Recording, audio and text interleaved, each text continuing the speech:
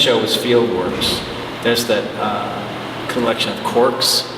This was a collection of switching plates, which was kind of beautiful. Like we placed them right at the edge of the door, like the way you would find one. These were all, some of them functioning, some of them not, but neon clocks that we placed, you know, facing the street, so that, in a way that these were on 24 hours a day. This is a good example of where number and larger pool became interesting, because in order for this thing to register as a collection, I mean, if this guy had just had 2 clocks, it wouldn't have felt like a collection to me. But the fact that he had 8 that were working.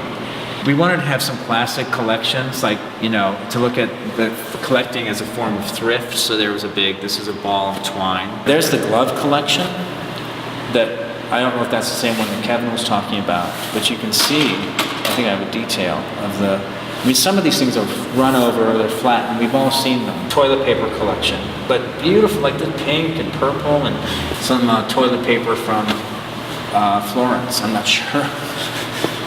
But this is, the woman, the director of the Motor Museum. I love this collection. This is a collection of figures from wedding cakes. And at the bottoms of some of these figures, plastic figures, most of them, were still some of the icing from the cake.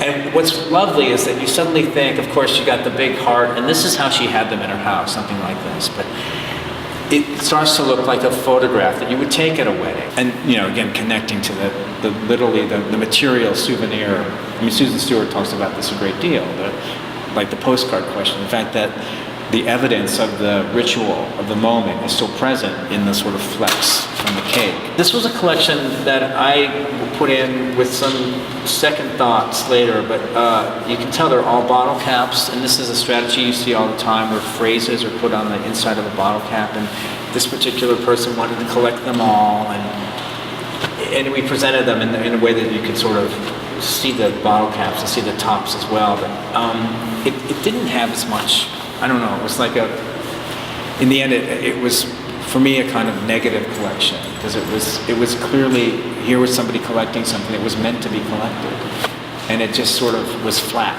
It felt like it was, you know, there were probably 20 of these collections out there, or hundreds, who knew, and it sort of took away from the sort of individuality that this was celebrating.